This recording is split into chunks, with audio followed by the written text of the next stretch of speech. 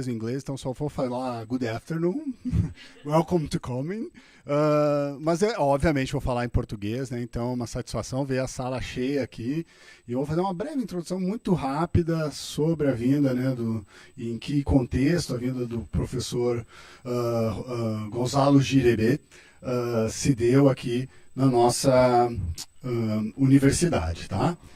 Então, né, ele veio através, né, desse projeto, que é um projeto grande, que foi criado então pela CAPES, desenvolvido pela CAPES, para internacionalizar as nossas universidades através dos nossos programas de pós-graduação. Então, a UFPR faz parte desse grande programa, né, que é o PRINT, que é o Programa de Internacionalização então, da Pesquisa da Ciência Brasileira, que prevê então a vinda de profissionais do exterior e também a ida dos nossos estudantes, dos nossos profissionais, para fazer colaborações no exterior, então, em diversas instituições, né?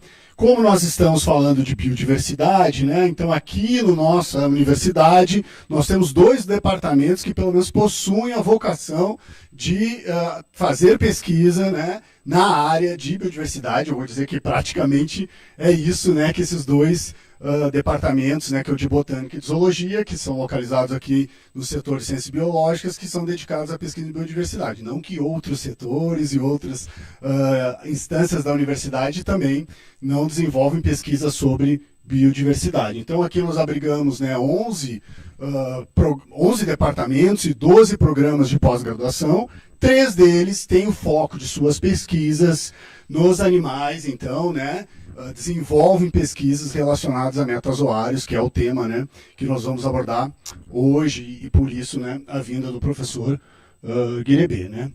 Obviamente, a maioria de vocês aqui sabe, mas é bom destacar, né, que a nossa grande estrela, né, eu acho, é o nosso grande acervo, a coleção Padre Jesus Santiago Moro, mas nós temos também outros acervos de importante relevância, no qual a maior parte das nossas pesquisas são desenvolvidas com base nesses acervos científicos, né, e se alguém quiser visitar, é só escanear aqui o QR Code, vai acessar a página, então, dos nossos acervos e ter contato, então, com essa nossa grande coleção, nosso grande patrimônio sobre biodiversidade do mundo, não só neotropical, tá? Eu estou me abaixando aqui porque tá difícil um pouco, né? Então, então esse é o programa, né? Ele iniciou em 2018, teve um percalços no meio do caminho por causa da pandemia, e então ele foi prorrogado até 2014, essa primeira edição desse programa de internacionalização. Então, 36 instituições no Brasil foram, então, contempladas, uma delas é a UFPR, com esses projetos todos, e até agora, né, conta com mais de 86 países parceiros dessa iniciativa de internacionalização, que é o PRINT. Aqui na nossa universidade, né, nós somos um dos 17 projetos aprovados, né, então aqui um contexto um pouquinho desses 17 projetos, né, destaque os 2 que são aqui coordenados pelo professores e são sediados no nosso setor de ciências biológicas, que lidam diretamente com questões envolvidas com a biodiversidade, né, e problemas associados às mudanças climáticas, né? Então, são os projetos, né, de internacionalização de evolução da biodiversidade, de ecologia e análise de ameaças sobre, né, essa diversidade biológica, que conta então com a professora Rosana Rocha como coordenadora, que é o RIEB, e até pouco tempo atrás a professora Márcia Marques, no Ribima, e atualmente eu acabei assumindo, né, a coordenação desse projeto. Então nós temos mais 6 meses ainda pela frente de desenvolvimento, né, desse projeto. Bom, e o que ele prevê? Né? Como eu falei, né, essas bolsas prevê então esse intercâmbio para fortalecer a nossa pesquisa, transformar ela num caráter mais internacional, é fomentar mesmo esse tipo de colaboração. Então são bolsas de doutorado sanduíche, são bolsas de pós-doc e também a vinda, né, de profissionais do exterior. E como isso aconteceu, né, lá no início, desde o projeto, uma das pessoas que surgiram, né, quando a gente estava discutindo o projeto, de trazer aqui para a nossa universidade, era o Gonzalo, né? Então, lá em 2018, eu escrevi para ele, né? Então, eu vou destacar aqui, vamos ver se passa.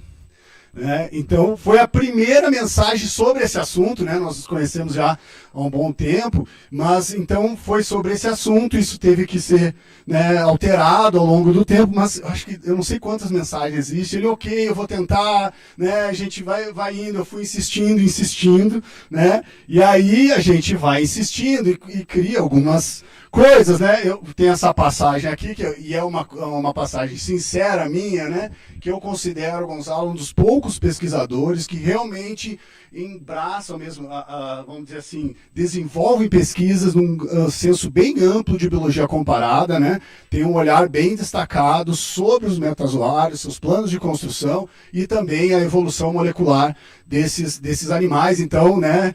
Acabei, né?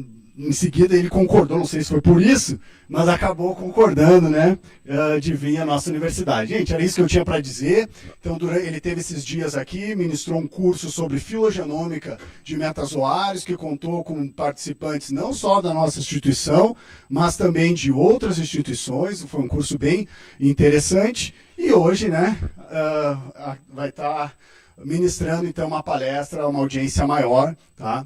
Então, eu sei que vocês estão aqui para ouvir ele falar, né? Então, eu vou pedir, então, Gonzalo, por favor.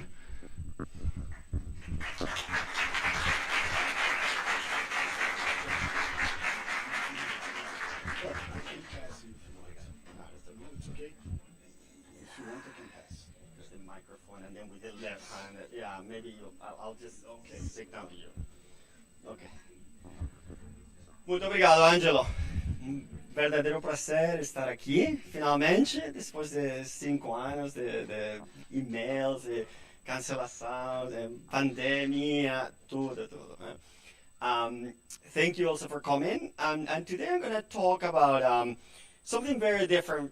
You know, I was lecturing for 5 days. We already talked a lot about metazoan phylogenetics and, you know, methods, and I don't want to bore the many students who were there with the same topic. So I found something very different. The title was suggested to me, and I thought, yeah, you know, thought we could joke about it.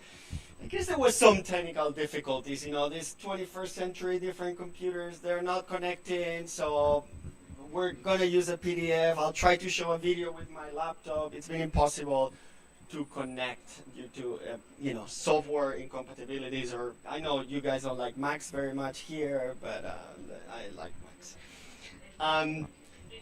Yeah. Sorry, that's the issue with the technology, right? That it's expensive. All right, but let's start with this talk. Let's go with this title. I'll bring it up later. And then, you know, one of the things that I want to say, but to be, I mean, the question was really, we want to be a 21st century systematic zoologist, right? And we all care about biodiversity very much. We all care about understanding species, the distribution. And the first step that we need to do to understand species is really even to describe, you know, and produce those phylogenetic relationships, right? And I think that this is not for those of us who already have jobs. This is more for those of you who are now becoming budding systematic zoologists and who want to have a job when you finish your PhD and all that, right? So there's a lot of fields, and I'm just going to mention some of those, but some of the things that is very important is that you try to diversify your portfolio as much as possible and do different things. You know, there's a lot of imaging techniques today. You know, I wanted to show some video that is really cool. I don't know if we'll be able to do that. You're going to learn bioinformatics, and you're going to learn about phylogenetic analysis. And I want to discuss a little bit about more integrative areas of systematic zoology, such as biodiversity analysis, or especially my area of interest, which is biogeography. And of course, you know, we cannot ignore that we live in the era of genomics. Okay, that's very important. And I know that it's the same thing. Money, right? It's expensive to do certain things. But not only those sequencing genomes can analyze genomic data. There's a lot of genomic data available in databases to do many of the studies that we do today. So the first thing, the most important part to be a modern systematic zoologist for me is the fieldwork, right? And this is a photo from yesterday, doing fieldwork with you know, some of my colleagues here, which is really nice. This is why we become zoologists, because we like to see the animals. We like to be in the field. Since I can remember, since I was like 4 years old, just chasing butterflies and snails and the poor things I did to those things. But that's the first thing, right? But not only that, I think it's very important. There's two kinds of zoologists for me. The ones who rely on the sample that somebody gets for them, and the ones who go and get the samples, right? Because when you get the samples, at the same time you are, learning about those organisms. You're actually, the ideas about the research just pop up in your head as you see the distributions. You're in the field, oh, this thing is very abundant, this is not. This is similar to the one that we found the day before in another place. Maybe we could look at the phylogeography of these things, right? I think that really being in touch with your organisms is the most important thing. And we have, you can do things that are more local, or they're broader, or they're worldwide in scope, depending on the resources. But there's always really nice projects that we can do if we get to know our fauna. So this is where I've been collecting, and these are my samples in the database of the NCZ. So, I have the privilege of, I'm old, so it's been a long time collecting, but also the privilege of having, working at an institution where we have a lot of resources for collecting specimens, right? Come from the Arctic to the Antarctica, from, all continents. And this is the most fun part of my work. I mean, when Angelo is twisting my arm to come here and teach for a week, said, well, if you take me to the field. It's always, I need to go a few days to the field to see new things, to collect new animals, to add some dots around here, to the map. It's important for me to see this diversity, right?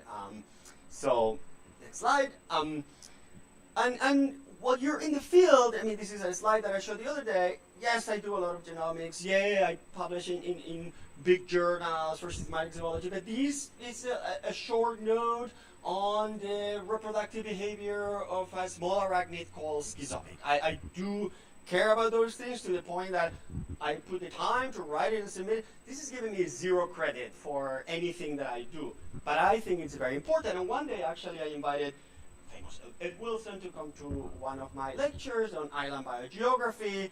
And Ed was talking to the students, like you are. He was very happy. I invited him for 10 minutes because he's a busy man. He spent an hour and a half in class because he loved talking to students. And one of the things that he was telling students is precisely this thing, is that, a lot of people go in the field, they have small observations, we think they're not important enough to publish them, and then they get lost. Because if they don't get published, they don't get lost, right? And sometimes we're in the rush, I just want to publish the big paper in the big journal. But these things are important. Natural history is getting lost because people who observe natural history don't put it in paper. So I think this is very important, right? And we're doing catalogs and inventories and things that are very good. This is very interesting. This is some inventory that 2 of my postdocs did, one of my grad students and one of my postdocs did in a trip to Maldives, where they photographed every species of heterobrand and vertigastropod, made a catalog, increased the number of species known for the area for like 3 times. And not only that, I mean, at the same time when they were doing that, they took advantage of the new genomic revolution where the cost of sequencing per base has gone down. So these are students who are, at the same time that they're doing those inventories, are generating data. And were able to generate, for the first time, a genome using that small device that fits in your hand in a remote island in the Maldives, right? And this is not very expensive technology, I know, but compared to other things.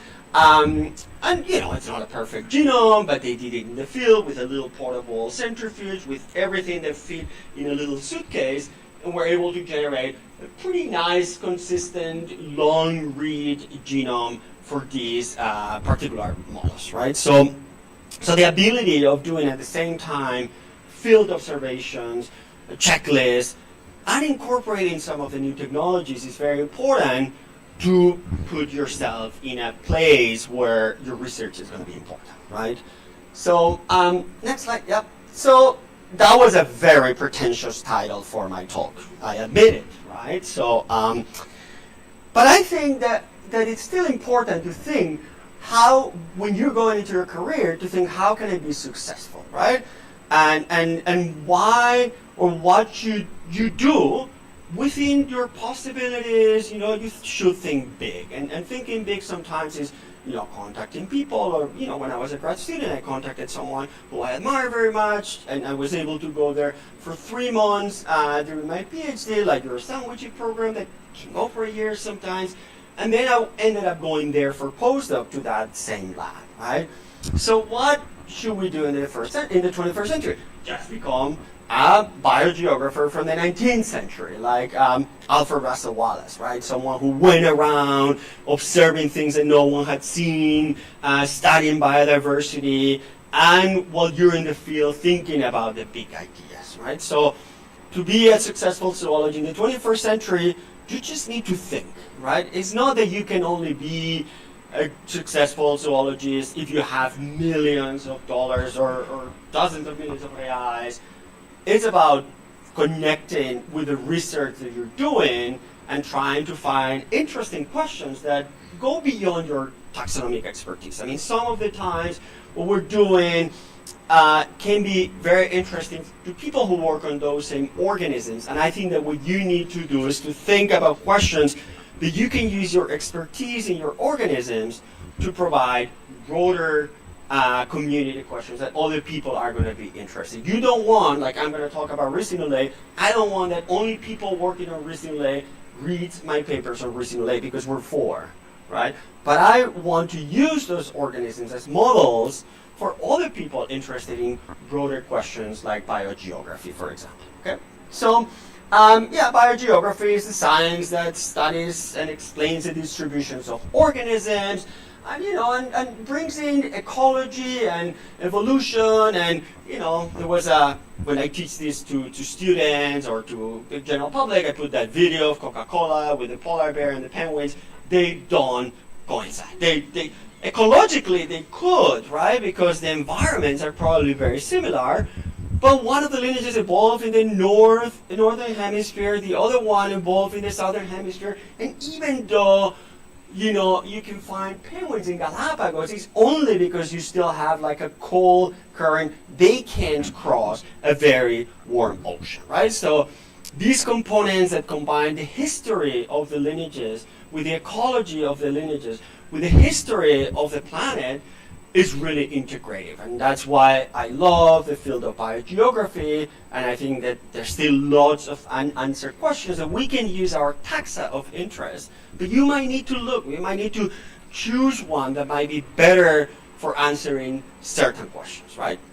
The questions I'm interested in are questions related to very old biogeographical patterns. So I use all groups of organisms that we have fossil record that dates back to 300-400 million years ago, like Opiliones or Onychophora. I like to use animals that have broad distribution. This is perhaps because I have the funds to go to all those different places, but Pangea or Gondwanan biogeography are 2 of the themes that I do a lot in the lab. And for the organisms that I want to use for this specific area of terrestrial biogeography, I look for saproxylic animals that are associated with the soil, rotten logs and things like that, because they're often very poor dispersers. They need to have very narrow ecological humidity, temperature areas, so they don't move around very much. And today I'm going to be talking about one of these group of animals, very interesting, very obscure order of arachnids. So remember, people get confused sometimes. Arachnids are many orders. Spiders is one of them. Scorpions is one of them. Mites and ticks are maybe 6, whatever. And this is Ricinulae. It's a relatively small group. In English, they call them hooded tick spiders. In other languages, they don't have a common name. English like to do that very much, to put names. And I don't know, the photo is not, the projection is not great, but they're really cute animals. So they have a distribution that is a classic tropical West Gondwanan distribution. So they're found in West Africa, and then in the neotropical region, they don't make it down here. They're just very, very warm areas, and but we know that they actually had a much broader distribution before. This is something that we find all the time, right? We think that the distribution of an animal today is the center of origin, or it's like the entire distribution of those organisms, and it might just be relictual, right? The fact that we only find Tuatara in New Zealand has nothing to do with where Tuatara used to live or the center of origin of Tuatara, right? These animals actually have fossils in Myanmar from 100 million years ago, so they probably had a much broader distribution than they do today. In fact, we know that other rhizinulae, which by the way, the first rhizinulae was described as a beetle, I don't know if you knew that, they lived in North America and Europe, where they don't live today, right? And there's quite a lot of work. These animals actually, the fossils seem to have had eyes, although I haven't seen the actual fossils. I only see the drawings and bad photos, but seems that they had eyes. Today they're completely blind, and they're much more restricted to tropical areas of really high humidity. They're found under logs and places like that. There are about 100 species. I don't want to go through all these points, but they're really interesting. This point, two things or three characteristics of these animals that are really unique. One is that they have a structure called the cuculus. If I were an anatomist and a developmental biologist that couldn't rear these animals, I think this is one of the most interesting questions in arthropod evolution. What is the cuculus? And I know you might say, you're exaggerating. Well, I'm not, because all living arthropods only have appendages in their second segment of the head. This is called the deuterocerebrum. So, for example, the antenna of insects or myriapods or crustaceans, the first antenna of crustaceans, the chelicers of chelicerates, they're innervated by the second cerebral ganglion or pair of ganglia. In the fossil record, we have a lot of Cambrian fossils, the great appendage arthropods that seem to have had protocerebral appendages. Right? The protocerebrum is the first pair of ganglia, innervates only the eyes of modern arthropods, but in the Cambrian seem to have innervated other parts of the body. Well, the cuculus is a movable plate that is, in front of the chelicers. We don't know anything about the innervation, we don't know anything about its development, but it could be the only living arthropod with some sort of frontal appendage. Or not, but I really wish I could study that question. For example, from an anatomical point of view. Then you all know how spiders use their palps, or many people know how the spiders use the palp for copulating, right? They've transformed, the males have transformed the pedipalps, which normally are sensory organs, for transferring sperm. Well, these guys have done with the third leg. The third pair of legs of adult male rhizinulaes are sperm transfer organs, right? Which is very unique in the arthropods. And then they have other things like a prosoma or pistosoma locking mechanism is some structure that locks the position. So they're really, really cool animals, and are very different from everything else. This is that cuculus that is in front of the head. It just covers all the mouth parts and everything. I mentioned the fossil record had eyes. Modern rhizinulae, at least in some groups, they have this light patch that might be light sensory, but they don't have eyes, so they don't have a cuticular eye, but they might have some photoreceptors under the cuticle there. Something that there's only one German thesis that has ever looked at that thing. Another very important, anatomical question that hasn't been resolved with this group of organisms, for example. This is just to show you that third leg in pro and retrolateral view, how it's just transformed in a series of membranes and transferred organs that is used a lot for the taxonomy of the group. Really, really interesting group of animals. And we know very little about their ecology. The only paper ever published about how that weird leg actually interacts for copulation is this paper by Gerald Legg with one of the African species. This is the male leg. This is all the illustration, the male leg, and then some of those membranes going into the female genital. Right? It's just nothing. No one has looked at those things anymore. There is one photo of the animals. I know it's not very clear from there, but the animals copulated, but no one has really studied some of these fundamental questions because the animals were considered to be very rare. Next slide. Another characteristic, pretty much all arachnids have 4 pairs of legs, right? But the first larva, it's a hexapod larva.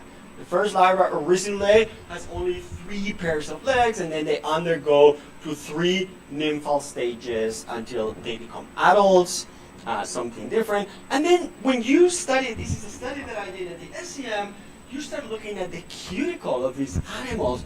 They just have like 30 different types of sensory structures that could be used for systematics, for comparative biology. But there's 2 studies on the SEM of the cuticles of these things. You know, again, these are all different types of city, very different sensory city. So this is a flat, very stiff one. So it's all the typical sensory organs that you see in the textbooks. These guys have those, and many more, and many versions of each one of those, right? So also from a comparative biology point of view, they have a lot of characters that remain completely unexplored if you wanted to do morphological comparisons. Here I want to show a movie. Let's see if you can see anything from the movie here. Might not. This is a micro CT of these animals, and maybe I'm going to leave the microphone for a second. I want to check this movie just for you to get an idea of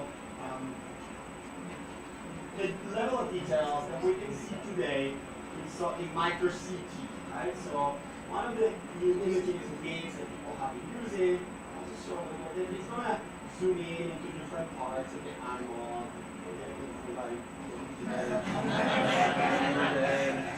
But it's just incredible. I can show you this video. I cannot share it, but I can show you this video. You can study the internal anatomy, and it's going to go and look at the details into the mouth parts, for example. You know, now we're sure, and focus. I'm going to go inside the mouth parts. Right? So it's just incredible the level of resolution that you can get. These are some details of all the same thing. Right? And now it's going to the different sections of the micro CT, seeing some of the internal anatomy.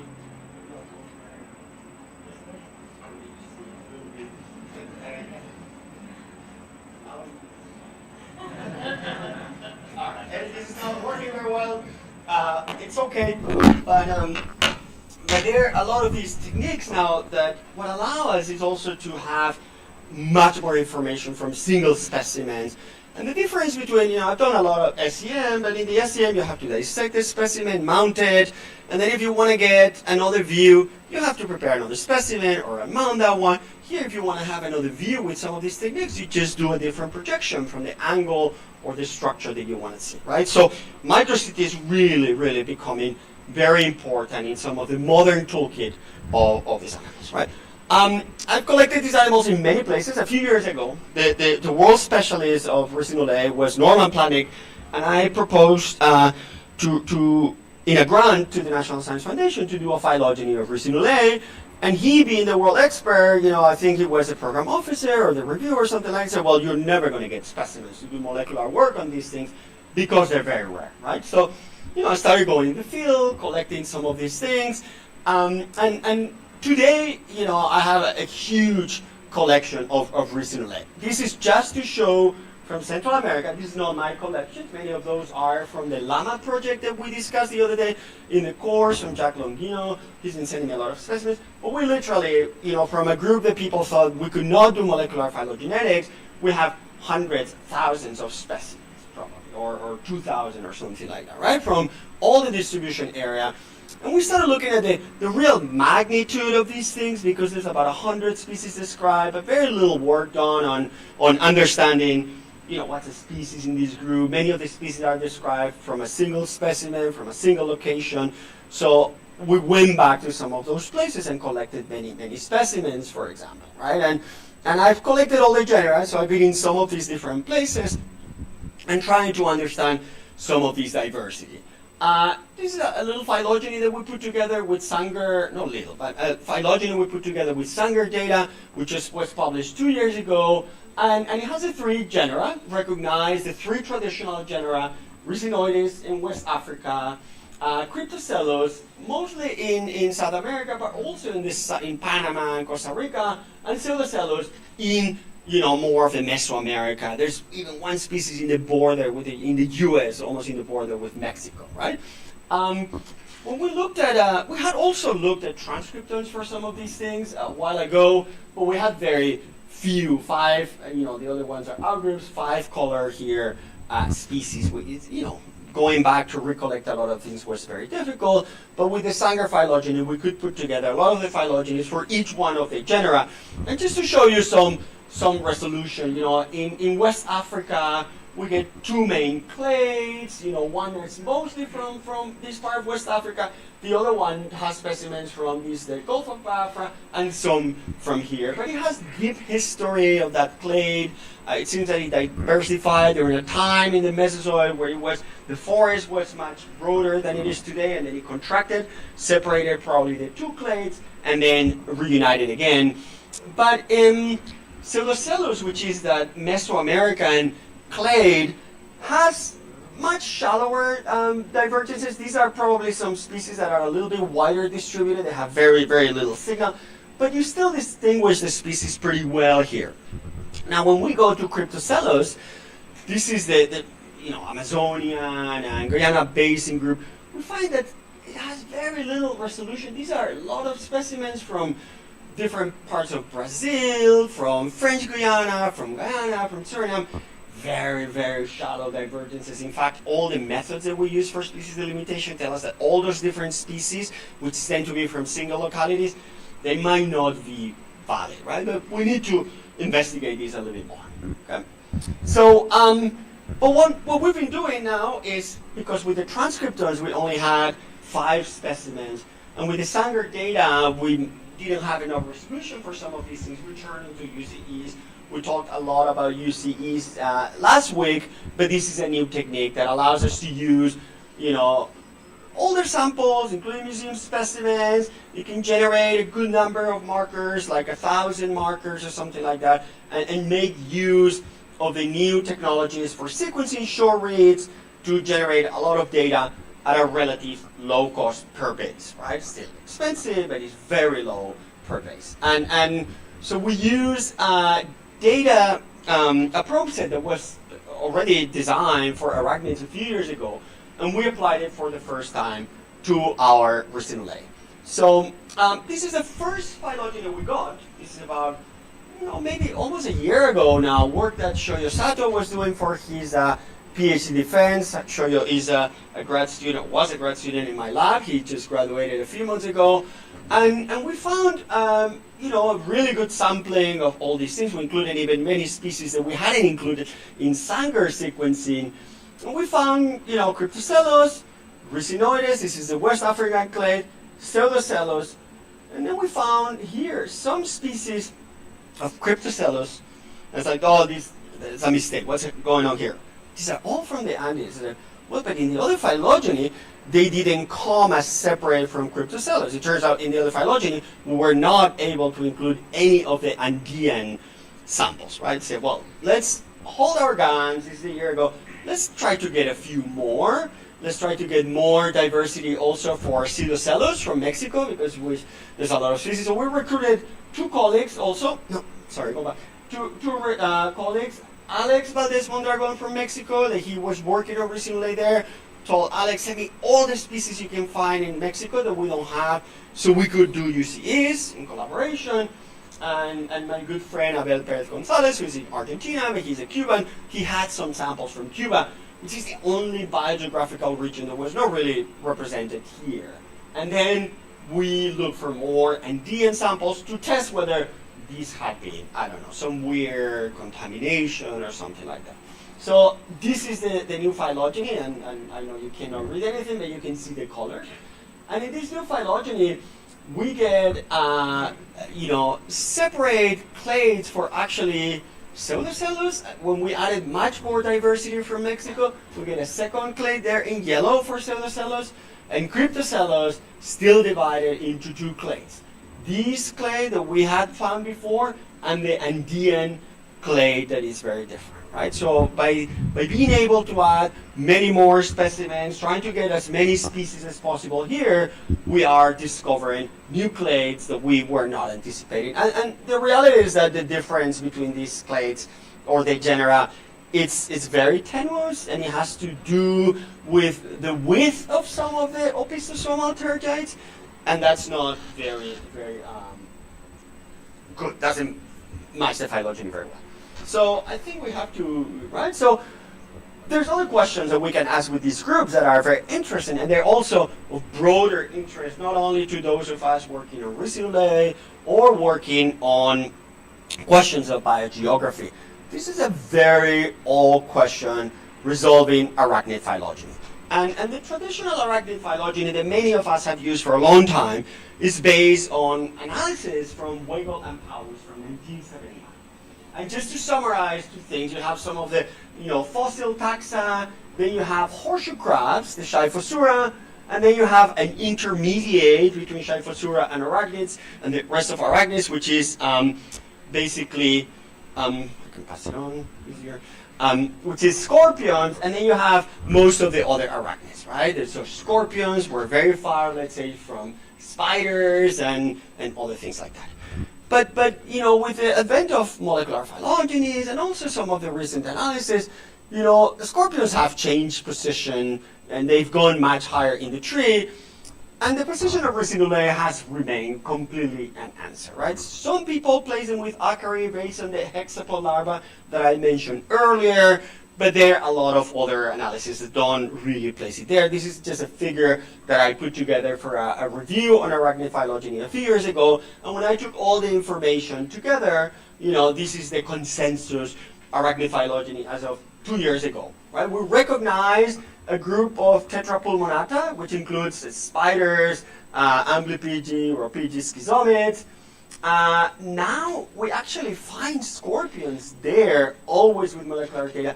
But there was a lot of papers on the anatomy of the respiratory and circulatory system saying that scorpions and tetrapulmonids had these convergent systems, right? Because we thought scorpions were much more basal, but they had organ systems that were identical to these ones. So actually, they go together there.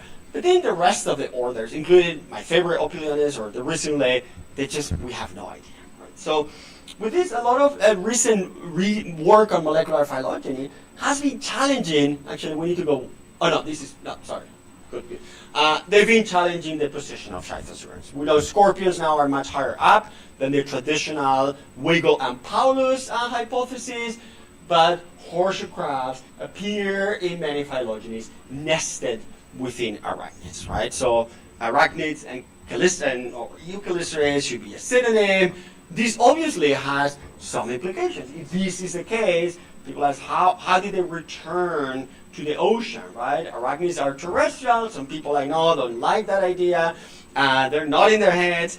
But it turns out that this question has been thoroughly tested. So there was a paper that came out soon after that saying that they actually, increasing taxon sampling, you didn't find non-monophyly of arachnids. They found the traditional position with horseshoe crabs at the base. But it turns out that reanalysis of these data, there were a lot of errors there. They don't support that. And the biggest analysis, things that we have published, for example, only a few months ago, also don't support that idea, right? One of the ideas is that horseshoe crabs and Ricinae are more derived. Ricinae are closely related to something called, a group of fossils from the Carboniferous called trigonotarbids. And trigonotarbids actually share a lot of features with the tetrapulmonids. For example, they also have lungs, something that Ricinae today don't have. So maybe, and even the structure of the lung of the lungs or the book lungs of these trigonotarbids are well known from some early Devonian fossils from the Rhynichirds. So that might be an argument to say, well, maybe Rhizinulae, if they are related to trigonotarbids, like paleontologists are saying, they form part of that larger clade of the tetrapulmonates. And then there is the question of the horseshoe crabs, right? The horseshoe crabs, instead of book lungs, have book gills. But if you remember the Weigel and Paulus, phylogeny, horseshoe crabs with book gills for respirating in the ocean were at the base. Then there's that idea that the book gills become internalized in the scorpions and their homologous structures. And then there was a secondary acquisition of those book lungs, right, in the tetrapulmonates.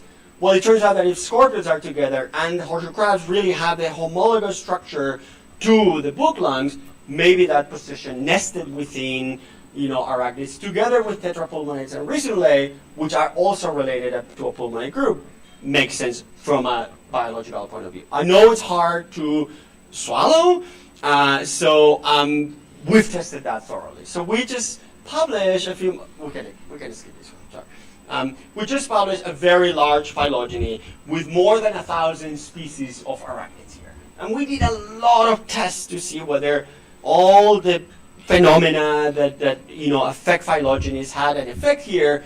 And it turns out that everything we do finds Scyphosaurians and Rhizinulae inside arachnids unrelated to this clade of the scorpions and tetrapulmonates, right?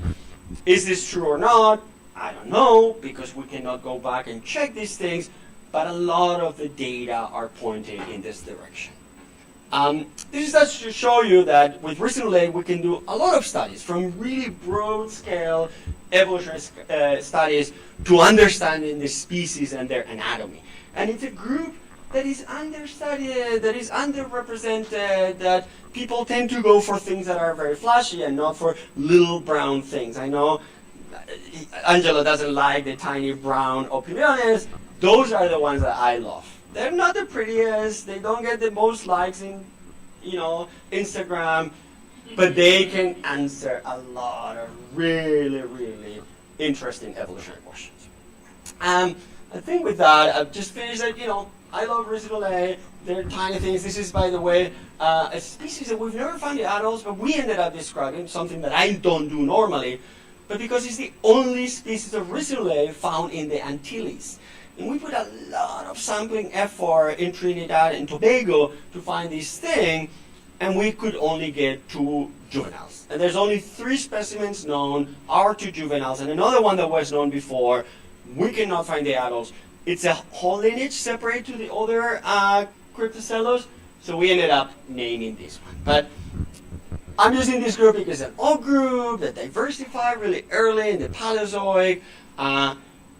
We have to remember that the current distribution is a relictual distribution. It's not the original one. But today it's very informative for us to answer questions about West Gondwanan biogeography, because vicariance has played a very important role in the split of these organisms.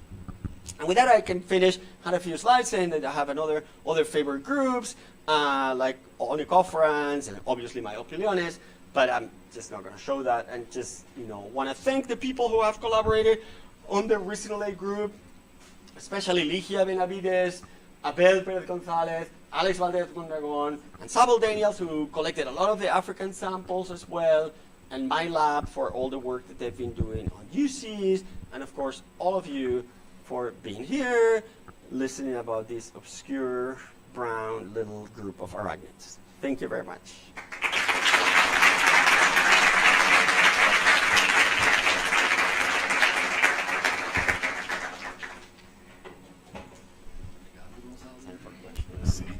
Então, muito obrigado, Gonzalo. Temos tempo para algumas perguntas, podem ser em português, espanhol, menos russo, tá?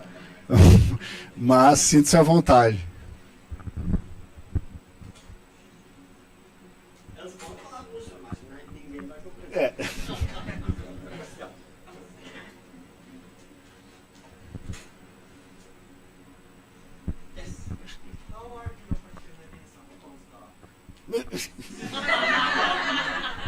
Very good question. The same question that I asked when I was a grad student, right? I think there are many.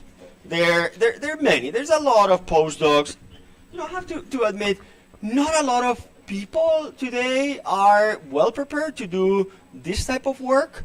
And actually many labs have, in the US, many labs have trouble filling postdoc positions for people who want to do organismic work and look at microscopy and combine a lot of these things. So there are a lot of opportunities. The one I know best is one postdoctoral fellowship that we have in the Museum of Comparative Zoology that is called the Biodiversity Postdoc Fellows.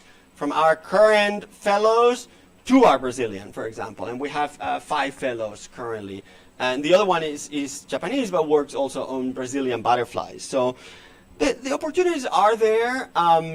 This is one of the programs that we've been raising funds in the last few years in our museum to have more people being trained in biodiversity. It's very important to have people with the taxonomic expertise, but at the same time, it's very important that you don't only do one thing, right? I mean, it's important to diversify, to have the toolkit to do these things.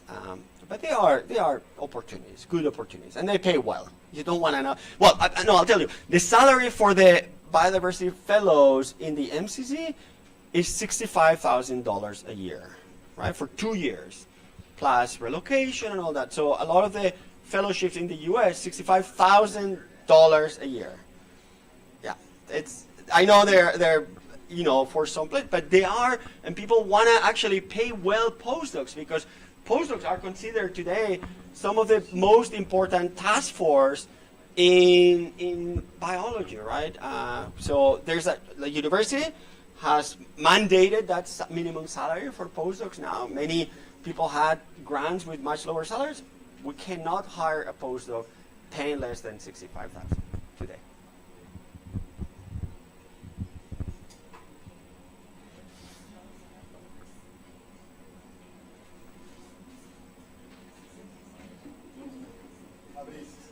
Precisa usar o microfone? Precisa? Well, doesn't reach there. Mas eu acho que é para transmissão, por favor. Well, okay. Well, thanks a lot for your talk. It was really, really nice. I was just wondering about I mean, I don't work on invertebrates, so I can't actually remember the name of the structures, but you mentioned the lungs of the horseshoe crabs, I think, right? And they supposedly homologous to the something else that I can't remember. Gills, which are Okay. modified appendages for exchanging oxygen, for respirating, and they have one per segment, per abdominal segment.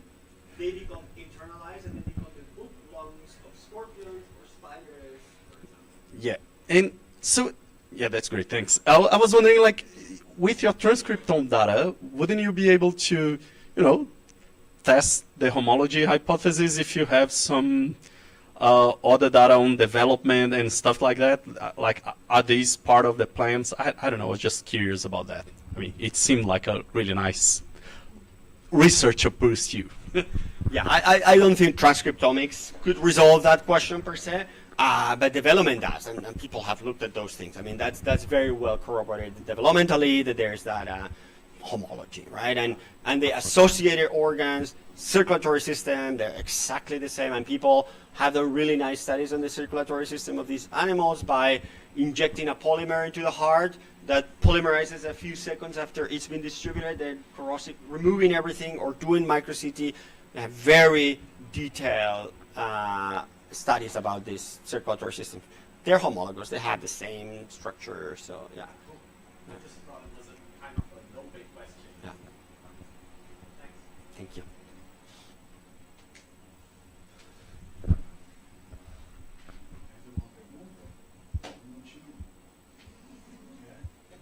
Não.